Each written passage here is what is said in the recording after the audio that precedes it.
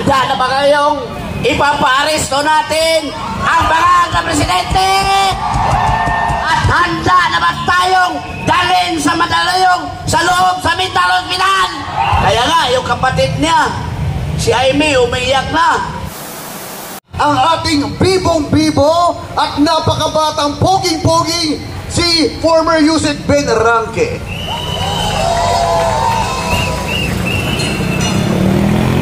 Handa na ba kayong ipapaaresto natin ang bangag na presidente? At handa na ba tayong dalhin sa Mandaluyong sa loob sa mental hospital?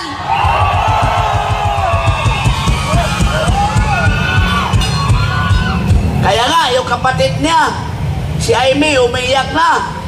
Kasi natakot na. Dahil hindi na niya kaya na may kapatid na daw siya isang bangag. Hindi na niya inangkin. Yun ang katotohanan. Hindi kasinanggalingan. Dahil tayo mismo nakakita na sa kanyang pagkabangag, pagkabaliw ngayon. Isusugod na natin yan doon sa mental hospital.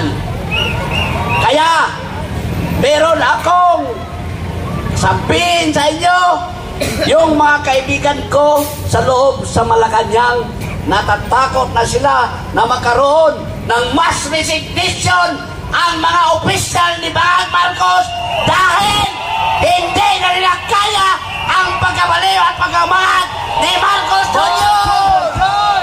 Marcos resign! Marcos resign! Marcos resign! Marcos resign! Marcos resign! Marcos resign! Alam niyo mga kapatid, pinagpala talaga kayo sa Panginoon. Ang nangyayari kahapon ay kalooban ng Diyos Ama. Alam niyo ba yun? Dahil kayo'y taimtim na nagdarasal, araw-araw nagdarasal para sa kaligtasan ng ating kingdom mission. Kaya nga, pinagpala kayo. At dahil sa katatagan na inyong mga paniniwala, ginawa kayong kalasag ng Panginoon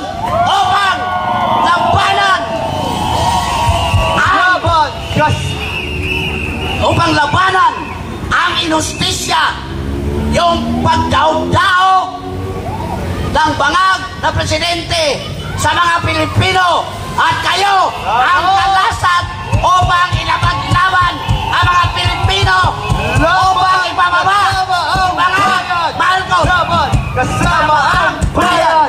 Laban kasama ang bayan! Laban kasama ang bayan!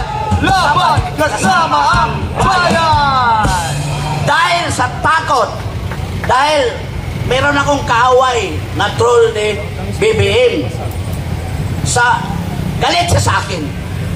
Dahil kung ano-ano na daw ang sinasabi ko.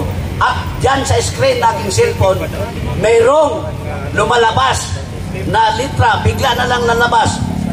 Stop predicting Marcos Jr. Kasi hindi na pala nila kaya ang mga totoong sinasabi ko, nasasaktan sila dahil yan ang katotohanan. Tama! Pero hindi ako takot dahil andyan ang Panginoon magliligtas sa akin sa kamahamakan, katulad ng Kiyochisi, niligtas ng Panginoon Diyos Ama. Laban kasama ang bayan!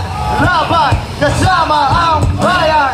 Laban kasama ang bayan! Laban kasama ang bayan! Pero bakit ginaganon nila ang kingdom mission? Kanina ang umaga, nabasa ko sa Philippine Star ang kanilang editorial news. Ngayon parang na ano na ang Philippine Star, isang mainstream media din yan eh. Ang title doon, failed state.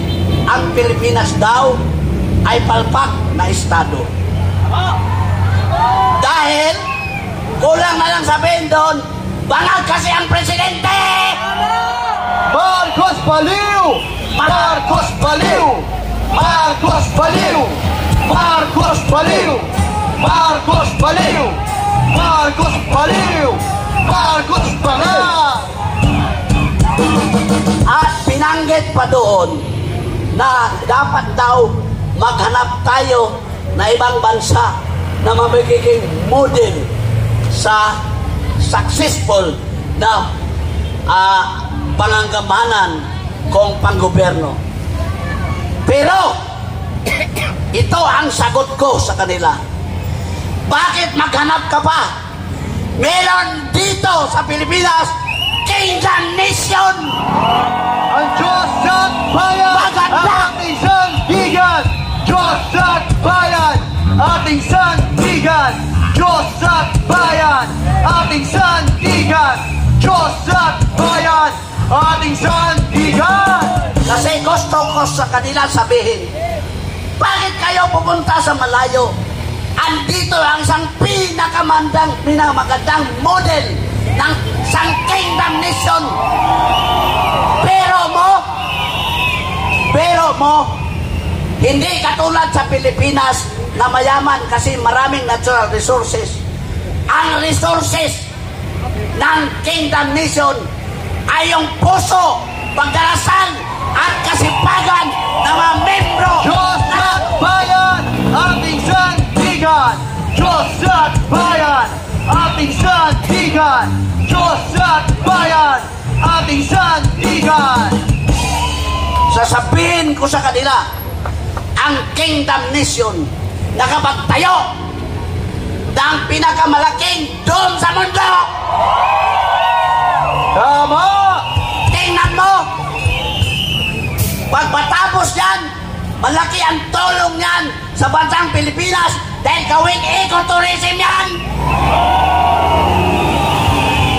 At hindi lang yan, ang Kingdom Nation may isang leader na kahit king leader siya, nagtatrabaho kasama ng mga membro dyan sa loob ng mga compound. The people united will never be defeated! The people united will never be defeated! The people united will never be defeated! At ang Kingdom Nation ay sa loob-loob ng Pilipinas mayaman dahil nagsusumikap ang mga tao at may disiplina at naging Commonwealth ang inyong bahandi. Commonwealth, walang nagdakaw, walang nagdusa, di ba? Yan ang tamang gobernong ipaiiral sa Pilipinas! Laban kasama ang Kingdom bayan! Nation! Laban kasama ang bayan! Laban kasama ang bayan! Laban kasama ang bayan! Laban kasama ang bayan! Kaya hamunin ko ang mga leader sa bansa. Gayahin ninyo ang Kingdom Nation para tayo ay asenso! Ang tao, ang bayan, hindi magagabi! Ang tao, ang bayan, hindi magagabi! Ang tao, ang bayan, hindi magagabi! Ang tao, ang bayan, hindi magagabi! Pero instead na gawing model ang Kingdom Nation nating gobyerno, pinipersecute dahil gusto nilang kunin para angkinin. Wala silang kaluluwa! Walang kaluluwa! Walang kaluluwa! Walang kaluluwa! Walang kaluluwa! Walang kaluluwa!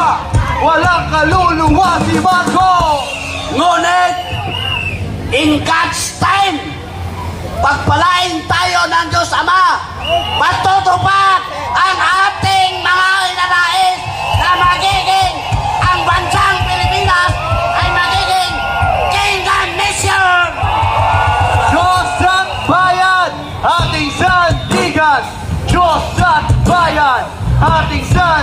bayan, Diyos at bayan, Salamat ating po. sandigan.